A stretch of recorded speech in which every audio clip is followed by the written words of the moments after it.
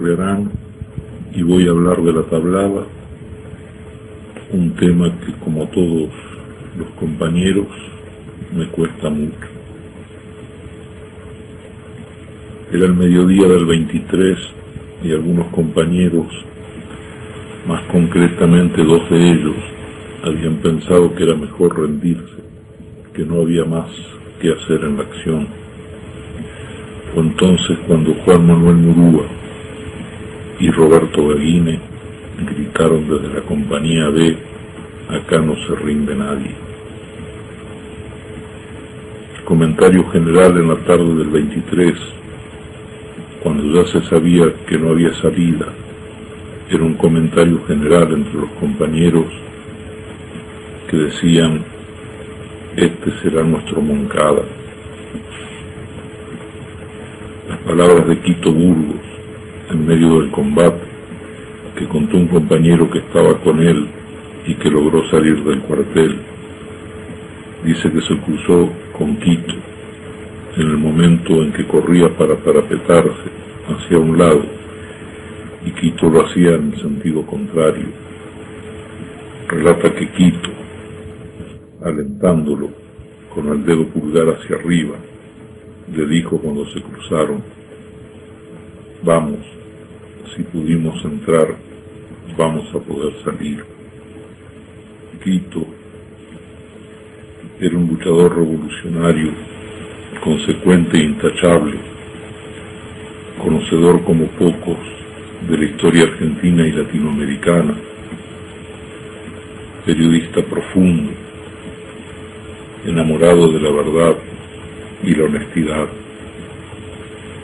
graduado en la Universidad de La Habana, partícipe de la resistencia peronista y condenado a 25 años de prisión por el Plan Coninde. Fue fundador y dirigente del MTP, activista sindical, director y fundador de la revista Entre Todos. Tengo, como todos los compañeros, la imagen del fusilamiento y descuartizamiento de Pancho Provenzano, que se había rendido el 24, junto a los compañeros que hoy están presos. Un grupo de militares entró al lugar de detención y todavía dentro del cuartel preguntaron quién era Pancho, a quien habían reconocido escuchando durante el combate, que algunos compañeros lo llamaban, y donde se notaba que era uno de los que daba las órdenes. Pancho se identificó, lo llevaron afuera, lo fusilaron, lo descuartizaron y lo quemaron. Su cadáver fue reconocido por un hermano de él a raíz de una operación en la columna que le había practicado tiempo atrás. En el interín entre que Pancho fue fusilado y su hermano lo reconoció, la justicia le había pedido la captura a Interpol, y lo mismo hizo con Quito Burgos, el que aún hoy está desaparecido. El fin era el de ocultar sus asesinatos, dando la idea de que se habían escapado.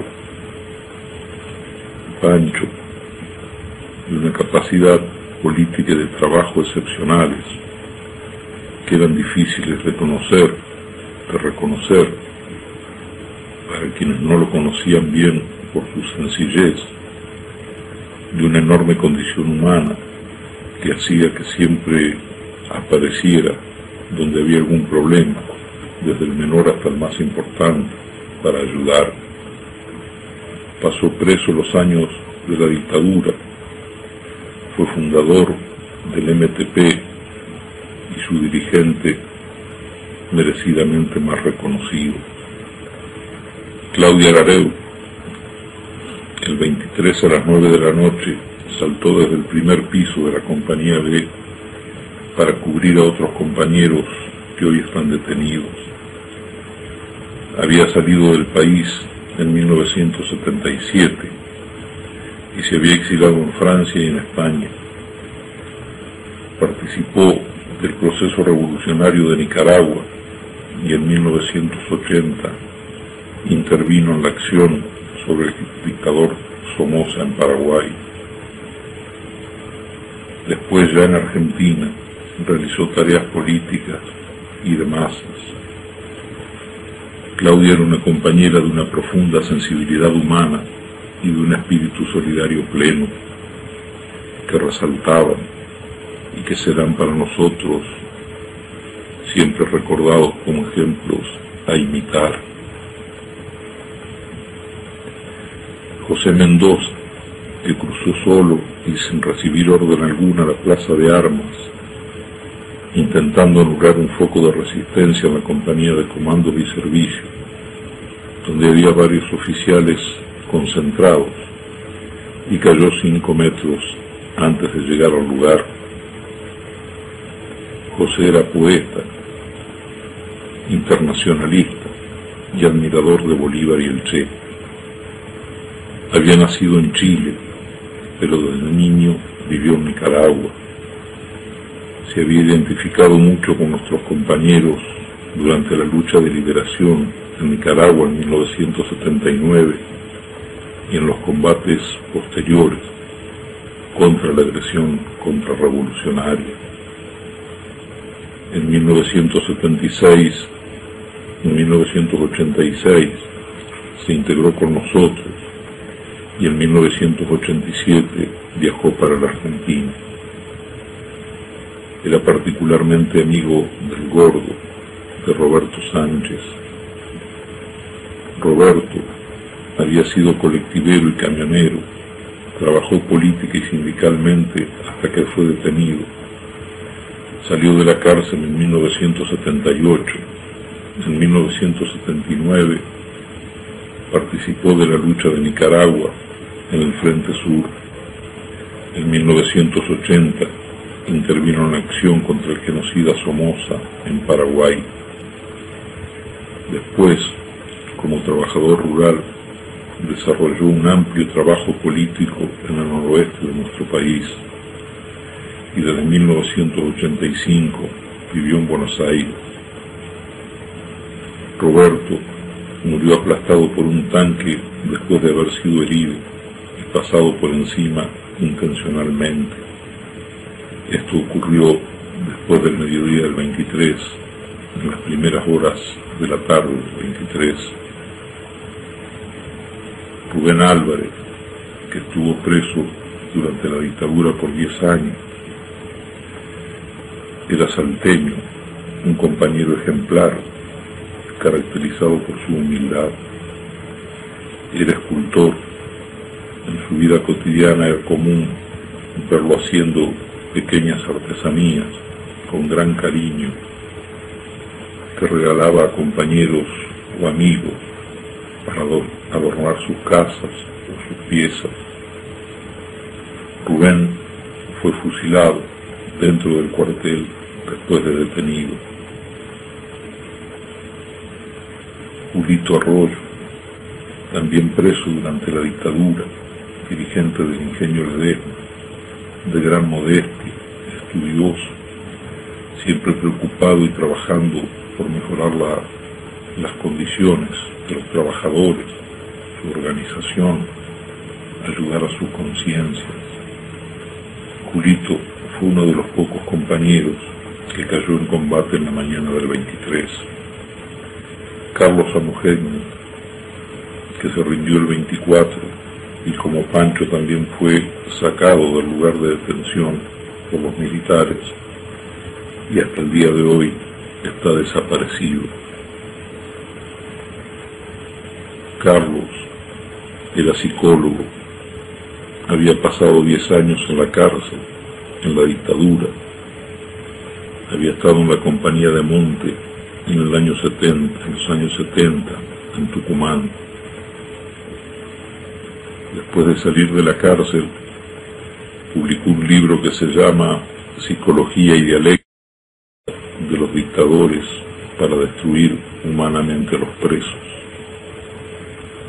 Poco antes de la tablada, había terminado de desgravar unas conversaciones que había tenido con Juan Manuel Murúa sobre la historia personal de Juan Manuel Murúa, donde relata, cuenta su infancia, el impacto que le causó el cordobazo, el conocer a Agustín Tosco, con quien trabajaba en la misma sección de EPEC, la Compañía de Electricidad de Córdoba. Y a esta desgrabación, apenas tengamos la posibilidad, la vamos a publicar. Queco, que fue el primero en caer en la mañana del 23 en combate, un compañero de Salta, joven, estudiante y activista barrial. Su nombre era Sergio Mamaní. Jorge Baños, un compañero entrañablemente dedicado a la revolución, dirigente del MTP y fundador, fue el primero que hizo la denuncia sobre la coordinación represiva entre los organismos de seguridad y los ejércitos de Bolivia, de Chile, de Brasil, de Paraguay, de Uruguay y de Argentina en la época de las dictaduras. Jorge era un compañero muy querido y muy respetado por todos nosotros. Dejó Buenos Aires para irse a Salta y Jujuy, donde puso su profesión de abogado, sus conocimientos y su voluntad militante al servicio de los indios y los campesinos que pelean por el reconocimiento de sus tierras y contra la marginación a que son sometidos. Jorge fue fusilado dentro del cuartel después de detenido. Los hermanos Luque, que eran de Mar del Plata, pescadores los dos, uno de ellos, Miguel Ángel, durante la concentración, cuando preguntamos sobre la disposición o no de ir sobre los militares, dijo, sollozando, que agradecía el poder estar ahí y el poder combatir a los golpistas. Horacio Luque, su hermano, que junto con Luis Segovia, Lucho Segovia, dirigente metalúrgico de Villa Constitución, intentaron fugar del cuartel en la noche del 23 y cayeron en el intento. Lucho había sido prisionero durante la dictadura de Videla. Era un compañero de gran corazón, de una entrega absoluta a la lucha de los trabajadores y a la revolución. Pablito Ramos, transparente y directo, lo que en alguna oportunidad le valió crítica por parte de alguien que lo consideraba injustamente irrespetuoso, ofendido por sus verdades. Sus palabras en la noche del 22, en la madrugada del 23, resaltan hoy a la luz de los resultados inenarrablemente dolorosos. Pablito, cuando explicamos qué era lo que íbamos a hacer, lo que podía pasar, y aclaramos que quien no concordara podía quedarse ahí, dijo, aunque nos maten a todos, valdrá la pena. Pablito fue asesinado por los militares después de ser detenido en la mañana del 24 de enero. Es por eso,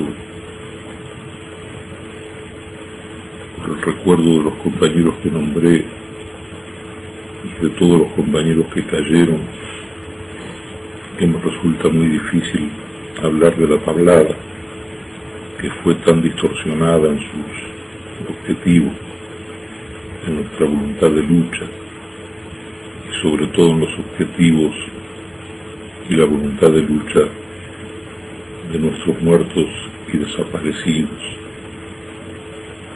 Pero voy a tratar de explicar lo que pensábamos, los objetivos que tenían las expectativas que teníamos, las esperanzas que teníamos. Sé que difícilmente voy a dar una idea completa de lo que fue ese momento, de los momentos previos, de los posteriores, pero voy a tratar de dar una explicación.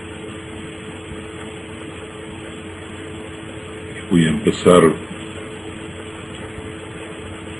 tratando de dar un orden por el plan que tenían los golpistas. Nosotros sabíamos que los Carapintada preparaban una nueva sublevación después de la de fines del 88 en Villa Martelli. Los propósitos eran exigir la renuncia de Alfonsín, lograr la libertad de los comandantes, ganar el control del ejército para los Carapintada y ubicarse ellos como principal factor de poder frente a la nación. También sabíamos que esta vez no se quedarían dentro de una o más unidades militares, sino que sacarían sus tanques y efectivos a la calle, ocuparían el edificio Libertador, que es lo que hicieron después, el 3 de diciembre de 1990, y la Plaza de Mayo, hasta conseguir sus reivindicaciones. Conocíamos que el plan se iniciaría con el levantamiento del Regimiento 3 de la Tablada, y que le daría continuidad, de acuerdo a lo que nosotros conocíamos, la Cuarta Brigada Aerotransportada de Córdoba, o al menos una parte importante de ella, como así también unidades del Segundo Cuerpo de Ejército que habían comprometido su participación. Posteriormente daría su aprobación el coronel Zeinaldin, quien asumiría el mando de las operaciones y haría un llamado a que se plegaran otras unidades del ejército y de las otras fuerzas que aún no lo hubieran hecho. Ellos calculaban que además de los ya comprometidos, se iban a plegar fuerzas espontáneamente. Este cálculo lo hacían en base a una evaluación que tenían sobre el pensamiento de los oficiales y suboficiales de las Fuerzas Armadas en aquel tiempo. No vacilarían en eliminar físicamente a quienes intentaran resistir y a determinados activistas que integraban una lista que había sido previamente elaborada. Si bien no se proponían asumir el gobierno, no descartaban la posibilidad de tomar por la fuerza la casa de gobierno si Alfonsín no renunciaba. En ese caso lo desplazarían por la fuerza, obligando a la formación de un gobierno encabezado por el vicepresidente Víctor Martínez. Víctor Martínez, según contaban, según relataban, era coincidente con sus intenciones. Esto lo decían a partir de conversaciones que, según ellos, habían mantenido con Víctor Martínez. Sintéticamente, ese era el esbozo general del plan que tenía el seinaldinismo en aquel momento. ¿Cómo conocíamos nosotros esto? Por distintas vías nos llegaba esa versión. Una de ellas, entre otras, que no es conocida, la puedo dar ahora. Los Carapintada se reunieron en la casa del empresario Sivak. En ella se desarrollaban los principales encuentros políticos del grupo de Zeinaldin con determinadas personas del ambiente político, con economistas, con periodistas, a los cuales les interesaba incluir en el proyecto, a los cuales les interesaba incluir en el proyecto, a los cuales los seinaldinistas querían influir. Sivak, durante los meses previos a su fallecimiento, actuaba en conjunto con el coronel Chineri Garay, que había sido al inicio del surgimiento del movimiento Cara Pintada uno de sus principales ideólogos, pero que una vez pasado retiro se encargaba de las relaciones políticas del movimiento junto con Sivak. Esto que yo estoy diciendo acá respecto a Sivak es conocido por varios políticos, sobre todo peronistas, por algunos periodistas y economistas de actuación pública aún hoy. Sivak se suicidó inmediatamente de fracasada la sublevación de Zein el-Din del 3 de diciembre de 1990, y nadie ha hecho pública la causa real del suicidio de Sivak.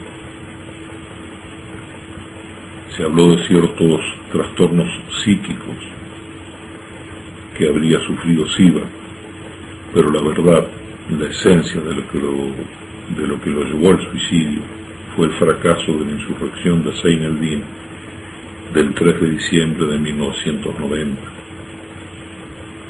Por otro lado, fue pública la denuncia que nuestro compañero Jorge Baño hizo ante el juez Irurso en los primeros días de enero del 89 sobre la reunión nunca investigada de Menem con Zein el-Din. Esta denuncia tenía el objetivo de que se iniciara una investigación judicial, que el hecho tuviera la mayor repercusión posible, con el fin de alertar sobre el levantamiento que se estaba por producir, o en el mejor de los casos, con el fin de desalentarlo.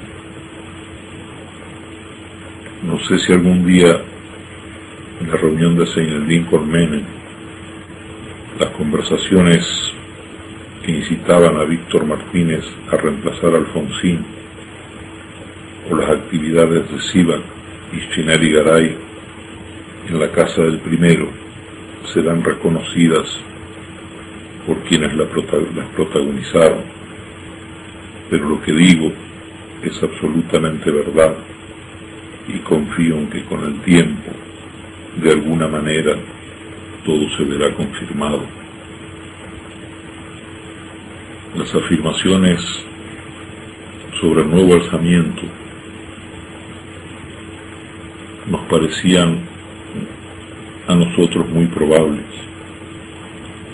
Las versiones sobre la nueva conspiración provenían de las mismas personas que nos habían permitido anticipar lo ocurrido en Villa Martelli. Además, la situación política general en aquel momento la presagiaba. Pero lo que conocíamos hasta ahí era un aspecto que podía no ser del todo exacto. Sin embargo, conversaciones que manteníamos en ese tiempo con radicales y peronistas indicaban lo mismo. En esas conversaciones vimos que el gobierno de Alfonsín estaba convencido de la inminencia de una nueva sublevación, pero no tenía la voluntad de resistir, de recurrir al pueblo. Se encontraba asustado e impotente. Dentro del peronismo vimos que el menemismo completo, pero no solo el menemismo, sino también sectores que en esa época no pertenecían a esa corriente, apoyarían a los Cara Pintada sobre la base de una concepción que ellos expresaban, diciendo que preferían al Ejército Nacional antes que al liberal. Las conversaciones más importantes con el radicalismo las hicimos con Nosiglia, que en ese momento era ministro del Interior, y con Gil Lavedra, que era subsecretario o secretario del Interior. Incluso una de ellas y su contenido fue publicada por algún periódico en los días previos a la tablada. De los radicales teníamos antecedentes respecto a la actitud que podían asumir frente a los militares. antes del golpe de Villa Martelli, le entregamos al gobierno radical aquella grabación donde Seineldin justificaba las acciones más aberrantes de la época de la dictadura, incluso el robo de niños. Además, les comentamos que Seineldin preparaba desde Panamá, donde oficiaba como agregado militar de la Embajada Argentina, una rebelión para los próximos meses. El cassette se lo entregó Pancho Provenzano a Nosiglia, en el local central de la Unión Cívica Radical, el día antes que fuera publicado por radios y periódicos. De ese cassette se empezó a cuestionar si era o no la voz de Seineldin, y ahí quedó todo. En cuanto a la sublevación de Villa Martelli, sobre la que también le alertamos al gobierno, esto ocurrió, pero el gobierno no hizo nada para evitarlo. Por nuestro lado, habíamos denunciado en la revista Entre Todos de septiembre del 88, o sea, 2 meses antes de que se produjera el levantamiento de Villa Martelli. Con el peronismo, las conversaciones fueron con diversos dirigentes,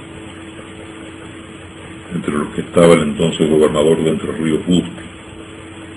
Las conversaciones con el peronismo se hicieron a través de compañeros que por distintos motivos tenían relaciones con ciertos dirigentes peronistas y que, sin conocimiento de estos, a su vez la tenían con nosotros.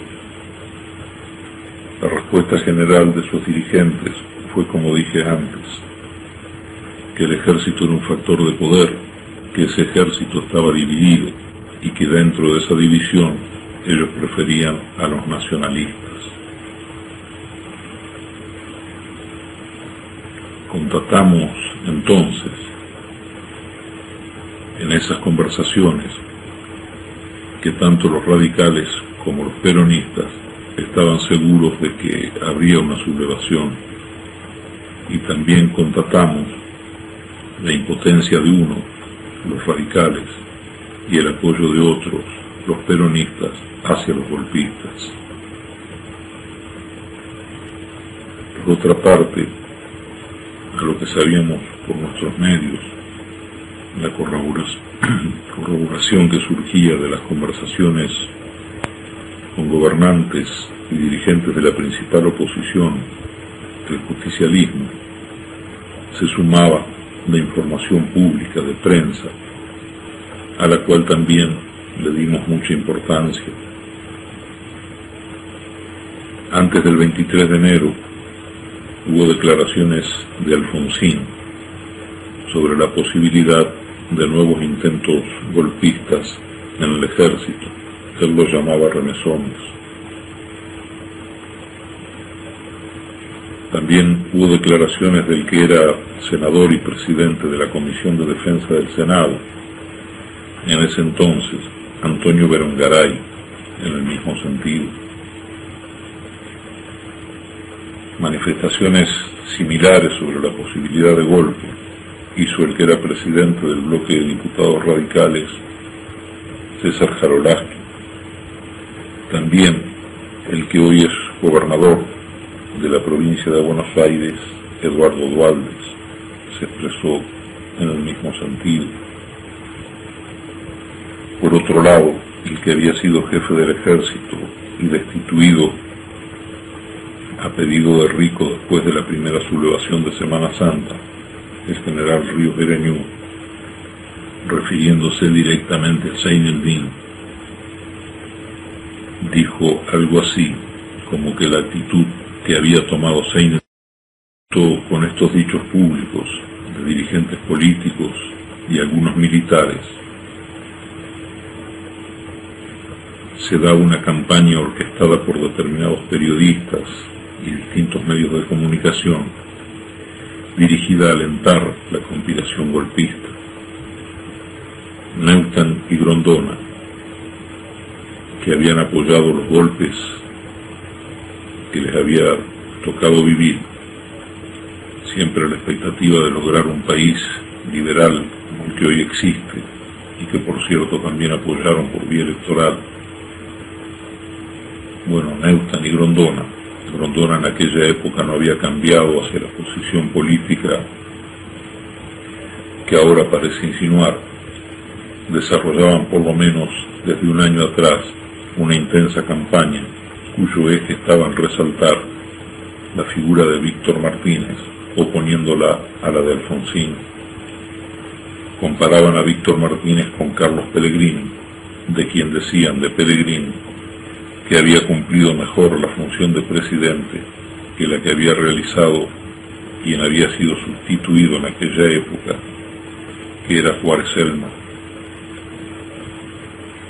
Quien recuerde o pueda acceder a los programas de televisión, artículos periodísticos o audiciones radiales con la participación de estos dos periodistas, de Neustadt y de Grondona, se encontrarán con que casi invariablemente incitaban a la sustitución de Alfonsín por Víctor Martínez. El diario La Prensa también desarrollaba una fuerte campaña contra Alfonsín, resaltando las virtudes de Víctor Martínez. El propio día 23 de enero, en un artículo editorial firmado por un periodista de nombre Aubin, llamaba directamente al reemplazo del presidente por el vicepresidente. Nosotros, lógicamente, no habíamos leído ese artículo hasta después de la tablada, pero cuando pudimos leerlo, y a la luz de lo que pudimos ver dentro del cuartel el 23 de enero, lo interpretamos como el fin de una campaña. Toda esa información pública iba mostrando, corroborando, comprobando la inminencia del golpe y la tesis de que los políticos al más alto nivel estaban convencidos de la cercanía de un nuevo levantamiento carapintado.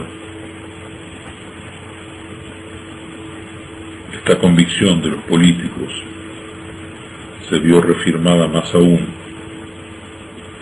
con algunas expresiones que fueron conocidas y publicadas en el mismo momento en que se desarrollaban las acciones. La acción había comenzado a las 6 de la mañana del día 23 y 3 horas y media después, a las 9:30, el que aquel día era vocero de la presidencia, José Ignacio López, denunció por Radio Belgrano que se trataba de un nuevo levantamiento carapintado, y la misma noticia fue difundida en la tarde del 23 por el diario progubernamental La Razón.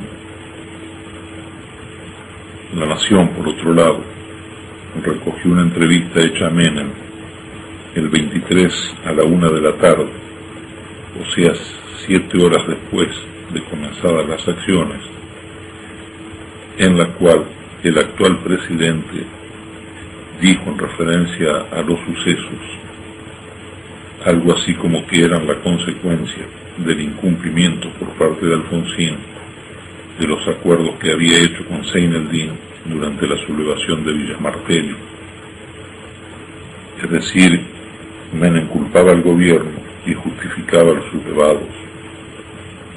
Estas dos expresiones, como dije antes, ratificaban que los políticos al más alto nivel estaban convencidos de que habría un levantamiento allí.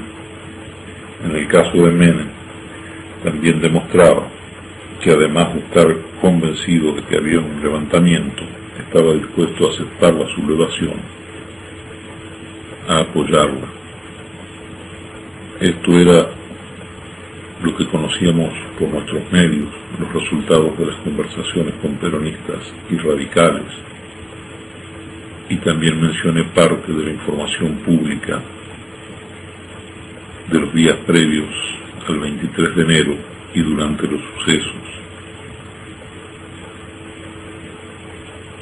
Muchas personas, quizás como producto de la campaña de prensa en nuestra contra y del impacto que causó la acción que llevamos a cabo, pusieron en duda que aquel día había golpe. Pero si recuerdan las 3 intentonas anteriores, si ven lo sucedido después, el 3 de diciembre del 90, si repasan la información de los días inmediatos anteriores a la tablada y la que surgió durante los propios sucesos, incluso sin considerar lo que decimos respecto a lo que sabíamos por nuestra cuenta y a las reuniones con los radicales y peronistas,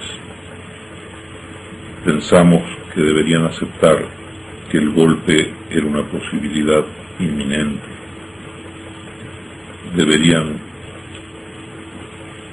aceptar que la versión oficial que lo anunciaba hasta el día anterior y lo negó rotundamente al día siguiente de los sucesos es una versión falsa. Visto estas cosas,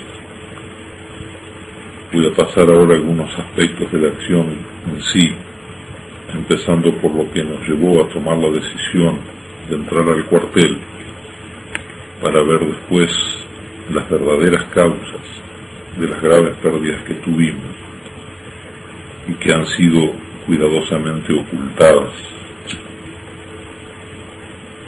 Antes del 23 de enero, la principal preocupación que teníamos, cuando ya se hacía evidente la perspectiva del levantamiento, era si el pueblo, después de ser traicionado 3 veces en Semana Santa, Montecaseros y en Villa Martelli, donde el gobierno había negociado a sus espaldas, estaría dispuesto a movilizarse contra un nuevo intento militar, para tratar de tener una visión lo más objetiva posible.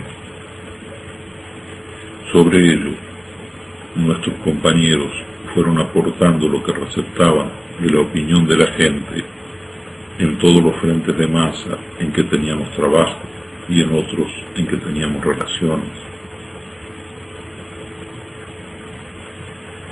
Esta actividad no consistía en preguntar directamente a las personas si estaban dispuestas a apoyar una resistencia armada ante un nuevo intento golpista, sino que se desarrollaba a través de conversaciones sobre la situación política y militar, y luego interpretábamos la disposición popular, analizábamos esto de manera permanente, casi día por día. El otro aspecto que evaluamos fue si el nivel de experiencia con que contábamos en el terreno militar y el armamento de que disponíamos serían suficientes para dar inicio a la resistencia. A la conclusión que llegamos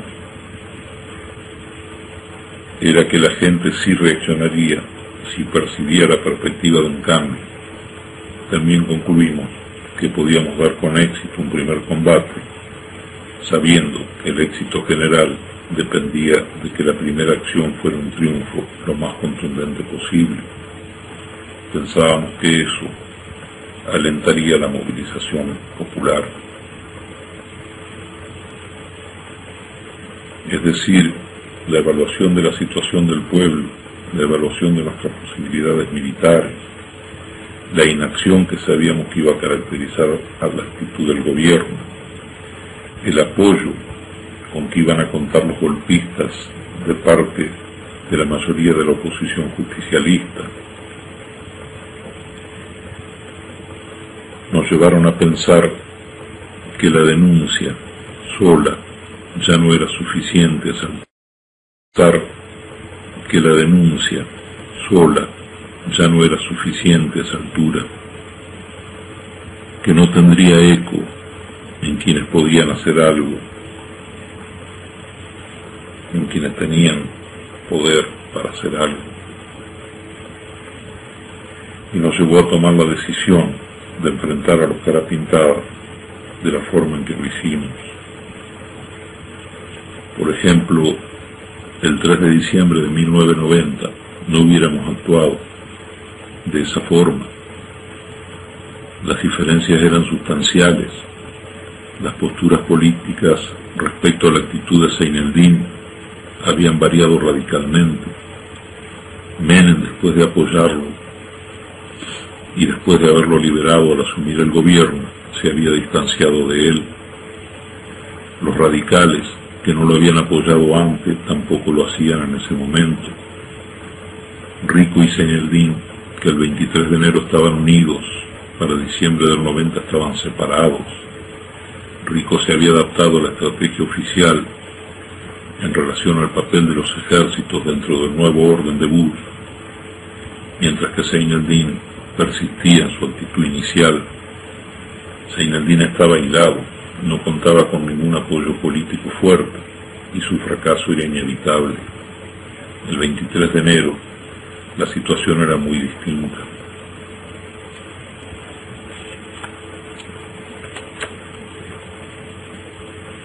En cuanto a la decisión de entrar al cuartel antes de que los militares lo abandonaran, fue porque pensábamos que después se haría muy difícil detenerlos.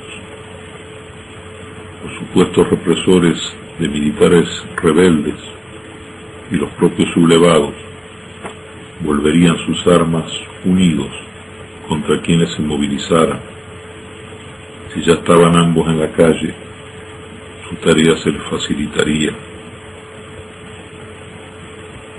Carapintadas y liberales se enfrentaban realmente por la conducción del ejército, pero ambos eran conscientes que debían librar juntos una batalla por un objetivo superior al que provocaba la rencilla interna, y este era el de recuperar para la institución, este objetivo era el de recuperar para la institución su rol como factor de poder que consideraban menoscabado en la estructura de gobierno civil de entonces. Por eso, por esa conciencia de unidad, fue que las tropas leales nunca llegaban para reprimir a los sublevados. También por eso fue que los rebeldes, después de anunciar la lucha hasta las últimas consecuencias, terminaban negociando una reivindicación común a los dos sectores y que siempre culminaba en la concesión por parte del gobierno de los reclamos pedidos, de los cuales los dos mayores en esa época fueron el otorgamiento de las leyes de obediencia debida y de punto final, que desprocesaron a cientos de intervinientes en el genocidio. También por esa conciencia de unidad fue que en la tablada, contrariando la forma en que habían actuado en sus conflictos internos, bombardearon a nuestros compañeros ya acorralados y asesinaron a todos los que pudieron después de detenerlos. El conocer, el prever esa actitud fue lo que nos impulsó a adelantarnos y no a esperar a que salieran del cuartel. La idea era, ganando la iniciativa, parar el golpe, lograr la movilización popular y exigir al gobierno un cambio en la política económica y firmeza frente a los planteos militares. También pensábamos que con la gente en la calle y los militares aún no movilizados en su conjunto, se dificultaría mucho la represión posterior. Claro que preveíamos nuevos enfrentamientos, pero ya en mejores condiciones. El poder político estaba cada vez más condicionado. El pueblo se sentía cada vez más separado de ese poder político, y los golpistas que contaban con el aval menemista se mostraban cada vez más envalentonados. Cada día con la tablada intentamos frenar ese proceso, buscando un cambio de rumbo verdaderamente democrático. Entre las muchas cosas que se nos han cuestionado está la de si la gente se movilizaría o no.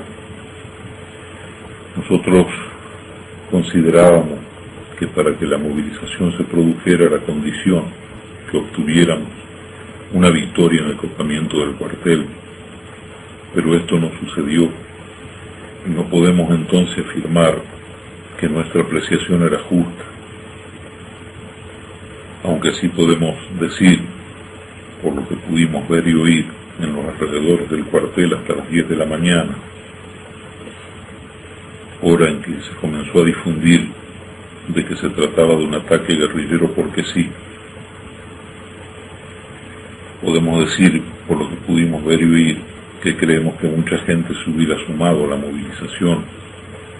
Existió también un llamado al paro de una fábrica de La Matanza contra los golpistas. Lo mismo podemos decir de otros lugares de Buenos Aires y del interior, por lo que informaron después varios compañeros.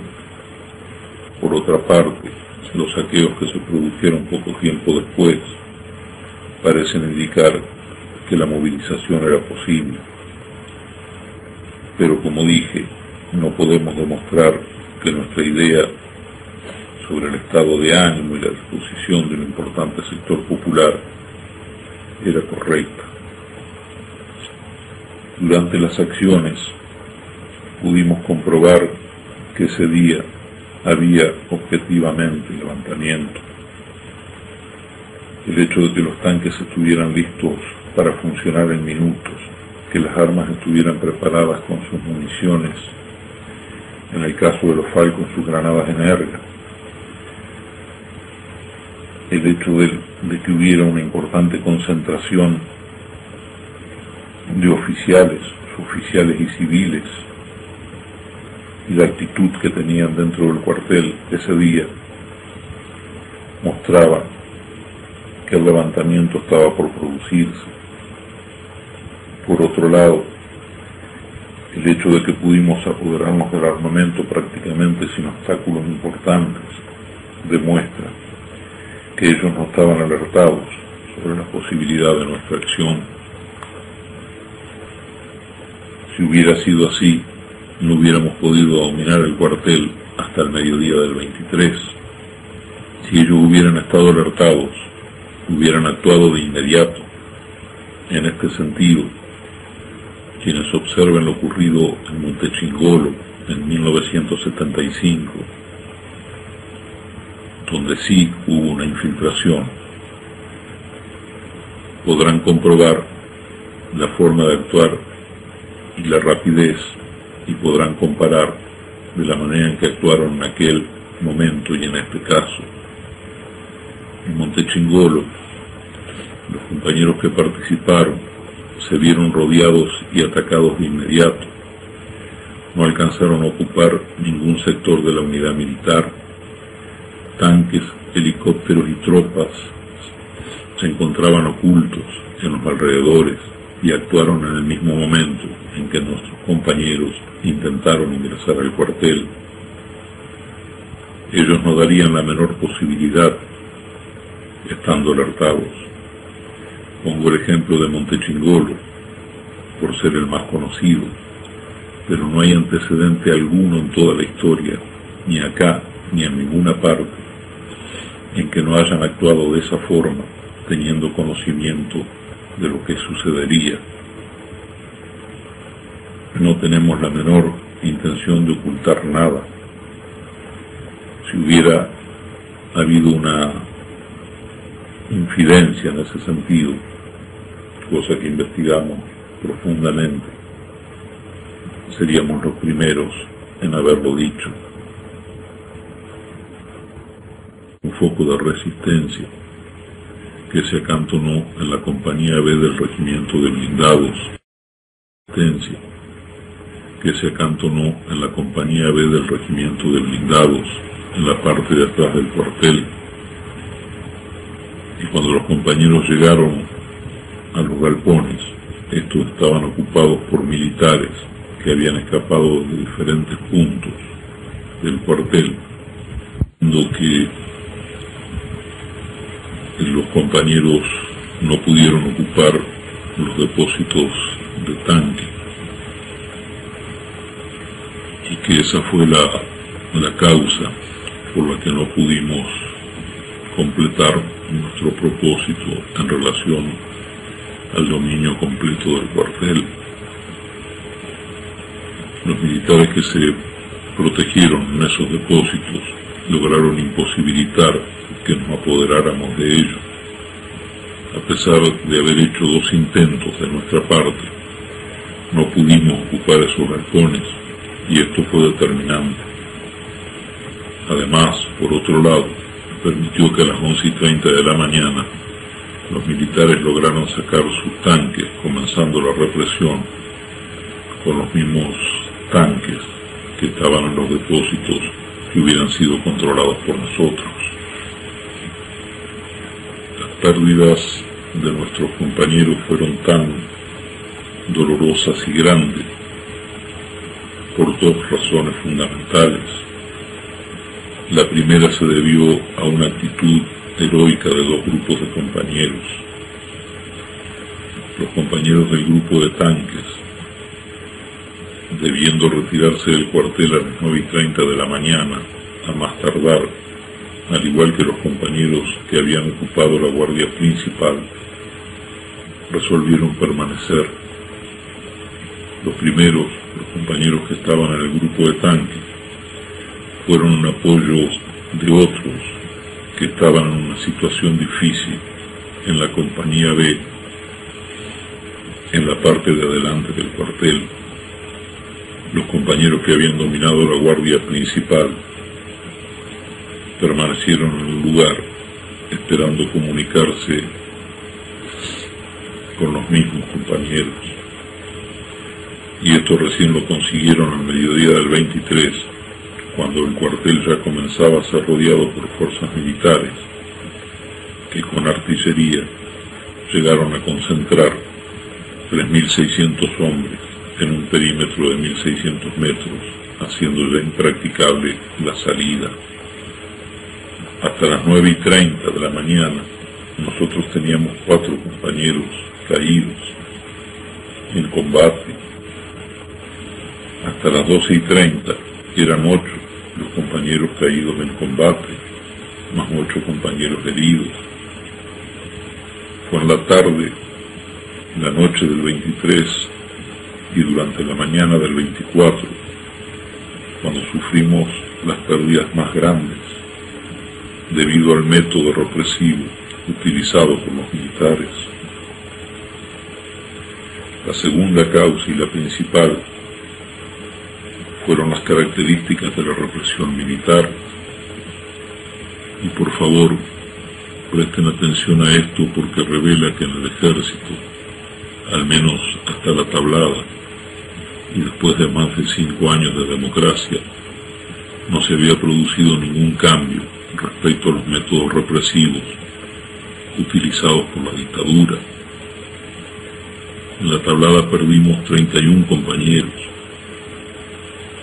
4 de ellos cayeron en combate hasta las 9:30 de la mañana.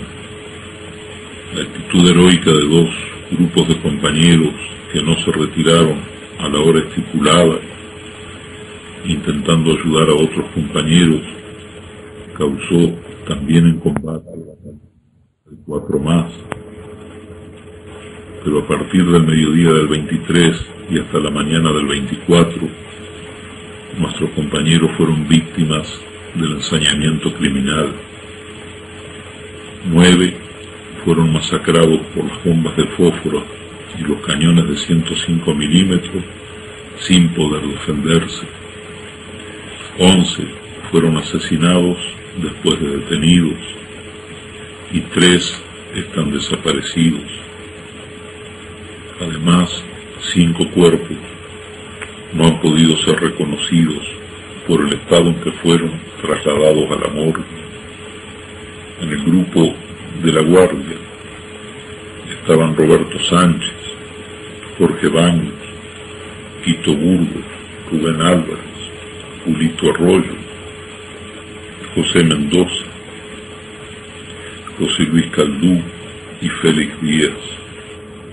Félix y José Luis en la mañana del 23 entraron por una ventana en la compañía de comandos y servicios, donde había un grupo grande de oficiales concentrados. Dispararon con FAL y granadas y debieron retirarse al no recibir el abastecimiento de más municiones.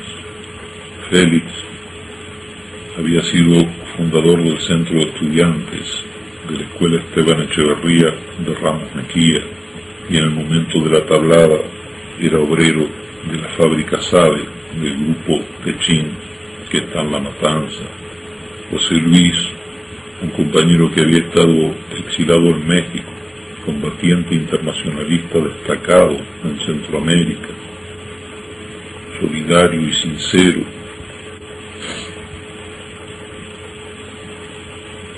Murió en combate cuando iba en ayuda de otro compañero en la mañana del 23 a las 9 horas. En el grupo de tanques, además de Roberto Gaguine y Juan Manuel Murúa, estaba Aldira Pereira, una compañera brasilera, internacionalista, asistente social, plenamente identificada con los padecimientos de los pobres, de trato suave y trabajador incansable. También estaba Carlos Almogén y Claudia de Ley. Claudia había sido despedida de la fábrica Mercedes-Benz, estudiaba magisterio y desarrollaba trabajo político en los barrios.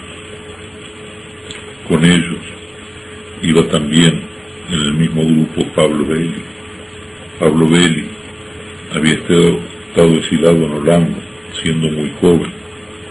Era un compañero que transmitía bondad y que tenía al mismo tiempo una gran decisión revolucionaria, que había luchado como internacionalista en Centroamérica. Pablo iba caminando contra una pared de uno de los edificios del cuartel, y al atravesar una ventana, cuando estaban disparando desde adentro, recibió uno de esos disparos. Aldira se quiso parapetar en una columna del cuartel ante el fuego de los militares.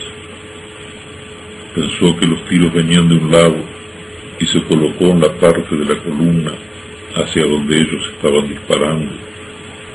También estaba ahí Pedro Cabañas, un compañero paraguayo, con muchos años de residencia en la Argentina, que vivía en la zona oeste, un viejo militante revolucionario que había estado prisionero durante la época de la dictadura.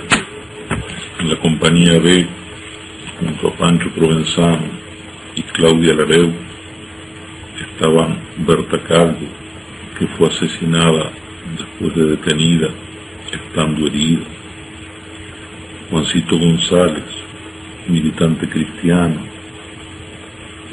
que cayó después del mediodía del 23, producto de un disparo que rebotó en una pared cuando él estaba conversando con Roberto Gaguín;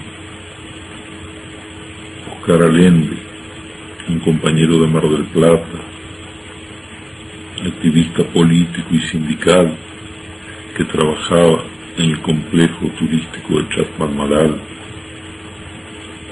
A las 3 de la tarde del 23 fue cuando detuvieron a Iván Ruiz, a José Díaz y a Ricardo Veiga, los cuales fueron fusilados después de detenidos, y sobre lo que existen fotos probatorias del crimen. Poco antes de que lo fusilaran, habló con un soldado que declaró en el juicio. Le dio la dirección de su casa en Quilmes y le dijo: decile a mi mamá que caí luchando, que caí en combate. Ricardo previó que lo iban a asesinar. José Díaz era un compañero de la zona sur del Gran Buenos Aires.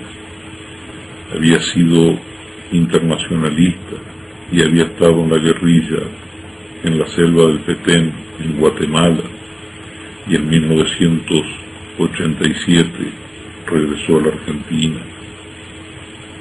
Iván, un compañero joven, dinámico y muy honesto, además de los compañeros que nombré, y como producto de la utilización de los bombardeos con fósforo y con piezas de artillería, también entre la tarde del 23 y la mañana del 24, cayeron Ricardo Arjona, Carlos Maldonado y Eduardo Agüero, activistas barriales y políticos de la zona sur del Gran Buenos Aires.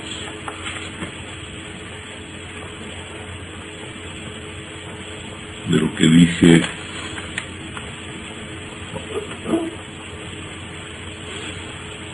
quisiera resumir algunas cosas. Afirmamos que el 23 había un levantamiento militar, además de lo que indicaban las publicaciones previas y otros indicios que mencioné.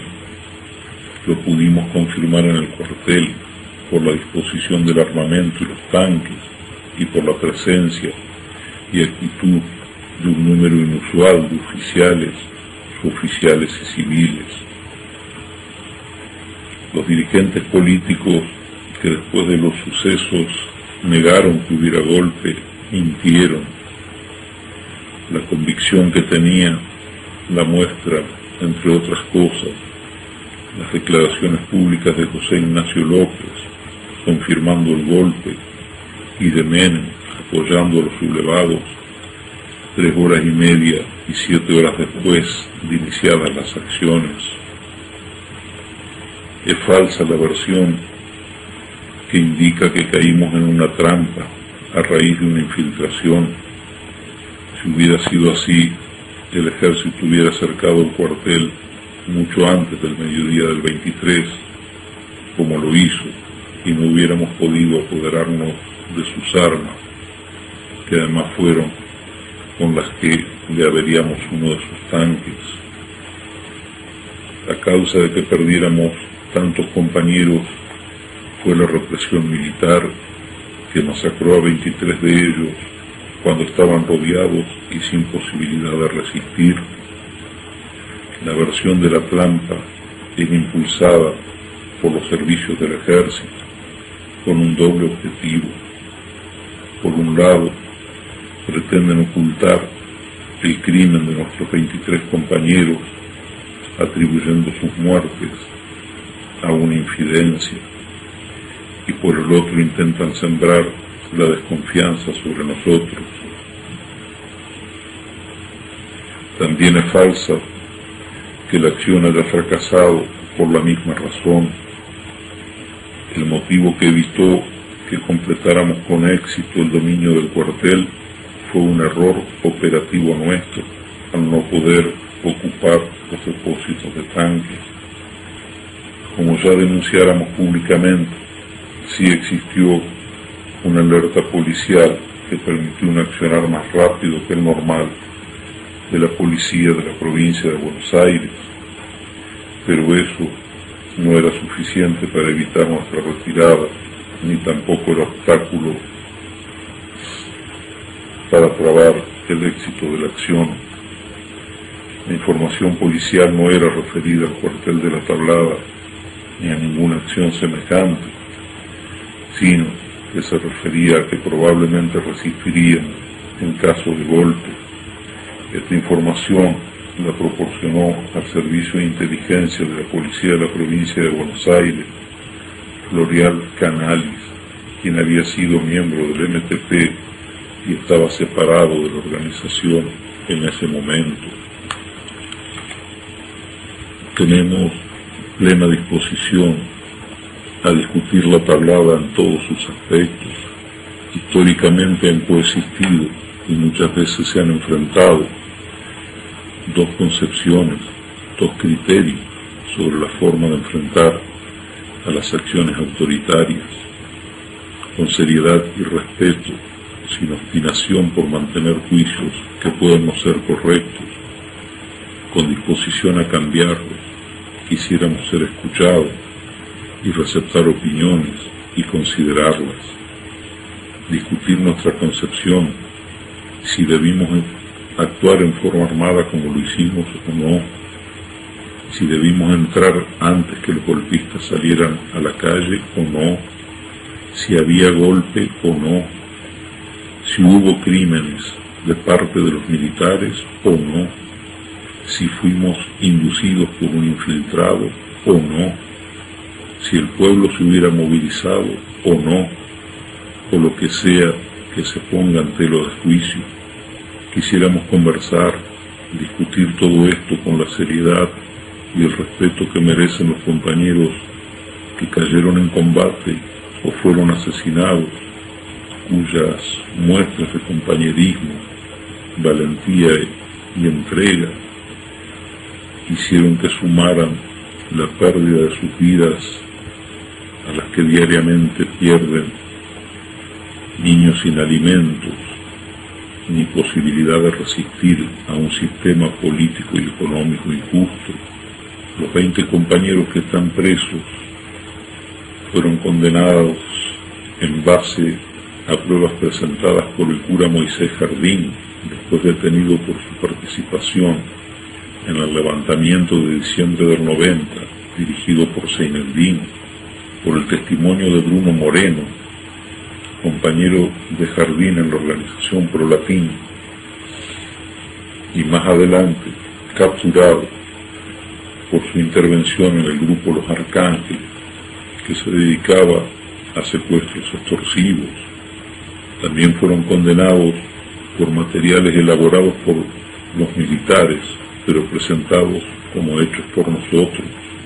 El testimonio de 2 soldados que terminaron aceptando que sus comparecencias habían sido preparadas y practicadas frente a un falso tribunal constituido en un liceo militar, provocó un escándalo e hizo que los jueces dieran por terminado el periodo de presentación de pruebas y pasaran a considerar las penas, como si las farsas hubieran sido pocas.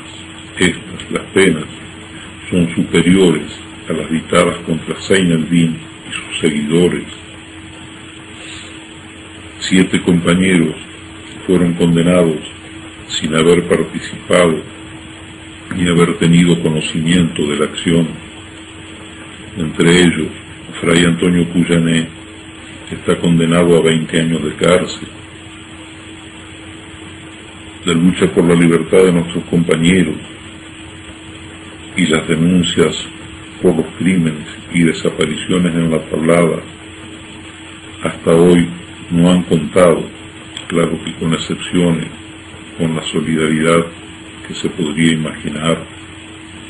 La verdad es que las versiones malintencionadas, las tergiversaciones y las mentiras han conseguido limitar al máximo el eco de este reclamo, que un día se sabrá de incuestionable justicia. El pesar que nos causa lo sucedido aumenta enormemente por la indiferencia de muchos. No comprendemos cómo es que con los genocidas en libertad no haya más voces que reclamen por quienes los combatieron con absoluto no haya más voces que reclamen por quienes los combatieron con absoluto desprendimiento, independientemente de que quienes reclamen piensen que no actuamos correctamente. Cuando la Tablada no teníamos una línea armada de acción política, ni tampoco la tenemos ahora. Pretendíamos avanzar hacia una sociedad que contemple a todos por igual, por medio de la democracia y la comprensión, y así continuamos pensando, y así seguiremos actuando. Pero esa postura se hizo difícil de mantener cuando la prepotencia armada insistía en imponer sus pretensiones por la fuerza. Nuestra intención no era la de reimplantar la guerrilla, como difunde el gobierno. Nuestra intención era evitar que no se concretara Lo que sí estaba en camino a reimplantarse, la reinserción de los déspotas en la dirección del Estado y la injusticia social creciente.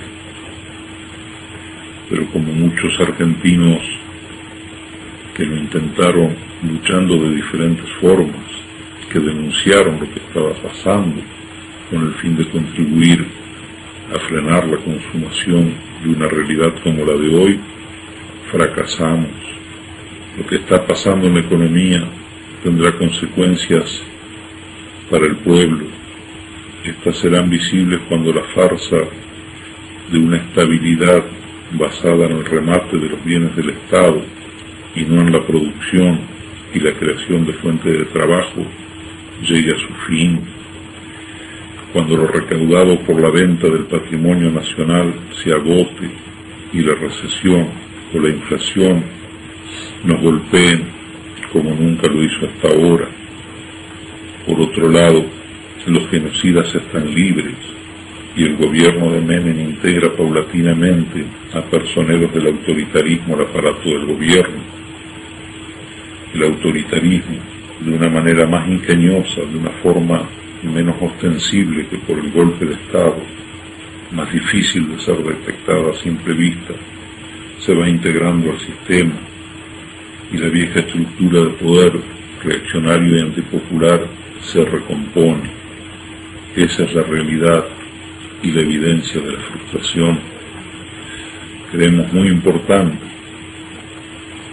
entre quienes teníamos la misma intención, aunque con métodos diferentes, al menos el 23 de enero, analicemos las causas del fracaso, porque las frustraciones no son nuevas en Argentina, ni tampoco es justo adjudicarlas a un solo sector popular. Analizar, conversar, discutir con respeto sería una forma de empezar a unir criterios, y la unidad será muy importante pronto.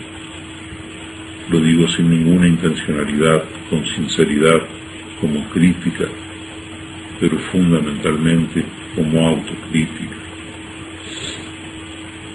La decisión política de entrar a la tablada fue colectiva, pero soy el principal responsable de la tablada y asumo esa responsabilidad ante mis compañeros y ante el pueblo.